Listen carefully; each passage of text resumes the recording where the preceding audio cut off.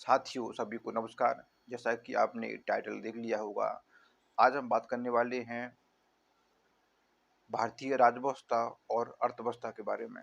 जैसा कि MPPSC pre का एग्जाम 19 जून को होने वाला है, अब कुछ ही दिन बाकी हैं। तो अब हम उसी कड़ी में जो इकाई 6 है उसके बारे में बात करेंगे आपसे कि इसमें कौन कौन से चैप्टर महत्वपूर्ण है जहाँ से क्वेश्चन आने की ज़्यादा संभावना बनती है।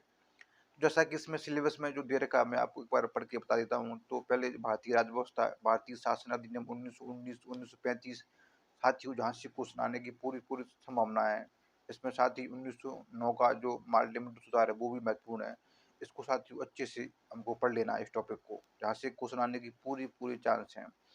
उसके बाद संविधान सभा, संविधान का जब विकास हुआ, कौन कौन सी समितियाँ थी, संघ समिति, प्रारूप समिति, उसके अध्यक्ष कौन थे, साथ ही ये वाला भाग भी काफ़ी महत्वपूर्ण हो जाता है। तो हमको इसको भी अच्छे से पढ़ लेना है।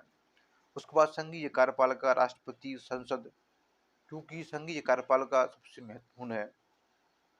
तो इसमें जो जहाँ तक जो राष्ट्रपति वाला भाग है वो ज़्यादा महत्वपूर्ण है। तो क्योंकि अगले महीने राष्ट्रपति के चुनाव भी होने हैं, तो जहाँ से भी क्वेश्चन आने की पूरी संभावना है। कौन से आर्टिकल में है और वर्तमान में जो हमारे राष्ट्रपति हैं वो कौन से नंबर के राष्ट्रपति हैं, इनका सारा क्रम भी याद कर लेना है। तो ये भी महत्वपूर्ण है। उसके बाद प्रधानमंत्री है, उसके बाद हमारी जो मंत्रिपरिषद है। तो इसमें जो महत्वपूर्ण आर्टिकल हैं उनको अच्छे से पढ़ लेना है। उसके बाद पार्लियामेंट है, सबसे महत्वपूर्ण है पार्लियामेंट साथियों, जहाँ से जितनी भी इसकी जो समितियाँ हैं, जैसे लोकलेखा समिति है, प्राकलन समिति है, तो इनको भी अच्छे से पढ़ लेना है। और प्रमुख जो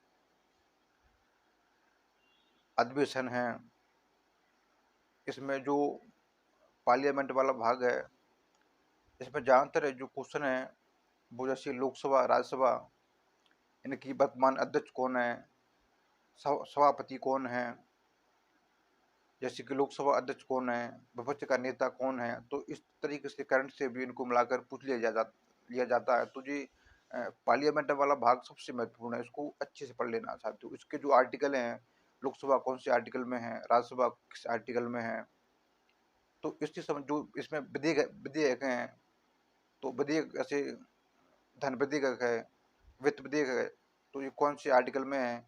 और राष्ट्रपति किस मतलब जैसे 123वां जो आर्टिकल है, उसमें जो संयुक्त जो अधिवेशन की व्यवस्था है। तो इस तरीके से इन आर्टिकलों को अच्छे से पढ़ लेना है, जहाँ से भी क्वेश्चन बनने की पूरी संभावना है। उसके बाद साथियों जैसे कि नागरिकों के मौलिक अधिकार हैं, वेरी वेरी इंपोर्टेंट मौलिक अधिकार, सारे आर्टिकल अच्छे से पढ़ लेना है इनमें। उसके बाद कर्तव्य और राज्य के नीति नीति सिद्धांत सबसे महत्वपूर्ण, इसमें राज्य के नीति नीति सिद्धांत है, इसमें सारे जो आर्टिकल हैं अच्छे से पढ़ लेना है। इसमें सबसे महत्वपूर्ण इस बार चर्चा में वो समान नागरिक संहिता, आर्टिकल 44 में, साथियों उसको भी अच्छे से पढ़ लेना हमें। उसके बाद जैसे कि पंचायत चुनाव है, तो उसमें जैसे आर्टिकल 40 के तहत जो इसमें संविधान में वर्णन है, तो इसको भी अच्छे से पढ़ लेना है। आर्टिकल 50 है, तो उसके सारे जो आर्टिकल महत्वपूर्ण है उनको सबको पढ़ लेना है। आर्टिकल 45 है। उसके बाद साथियों और कर्तव्य, जो मौलिक कर्तव्य हैं उनको भी हम पढ़ सकते हैं। जैसे कि 11 मौलिक कर्तव्य हैं, तो उनका कभी कभी क्रम भी पूछ लिया जाता है, कौन सी नंबर का क्रम है। तो इनको भी थोड़ा हम एक बार में पढ़ लेना है। उसके बाद संविधान संशोधन, जैसे कि आर्टिकल 368 में है, तो ऐसे इसमें से पूछ लेता है कि ऐसे किसी राज्य की सीमाओं में हमें चेंज करना है, तो उसके लिए क्या संविधान में क्या व्यवस्था है इसकी, किस तरीके से इसका मतलब अमेंडमेंट होता है। तो इस तरीके से हम किस मतलब संविधान अमेंडमेंट के लिए मतलब संयुक्त अधिवेशन या फिर सारे राज्यों की जो आधे राज्यों की जो अनुमति लेना पड़ती है, और इसको लोकसभा राज्यसभा में विशेष बहुमत से पारित करना पड़ता है। तो इस तरीके से हमें साथियों इनको भी पढ़ लेना है। उसके बाद सर्वोच्च न्यायालय न्याय व्यवस्था, इसमें जैसे कि आर्टिकल 124 के तहत सर्वोच्च न्यायालय जो है, तो उसमें हमें को थोड़ा पढ़ लेना है कि कौन से आर्टिकल में है ये, और न्यायाधीश की जो क्या योग्यता होती हैं। और न्यायाधीश का कभी कभी ये क्रम भी पूछ लेता है, वर्तमान में कौन सा न्यायाधीश है, प्रथम न्यायाधीश कौन थे। तो साथियों इस तरीके से हमको इसको पढ़ लेना। उसके बाद बात करते हैं भारतीय अर्थव्यवस्था। इसमें बहुत छोटा सिलेबस है, इसमें ज़्यादा कुछ नहीं है, लेकिन 2-3 क्वेश्चन तो आएंगे ही आएंगे। तो जैसे इसमें भारतीय अर्थव्यवस्था, औद्योगिक विकास, विदेश व्यापार, आयात निर्यात।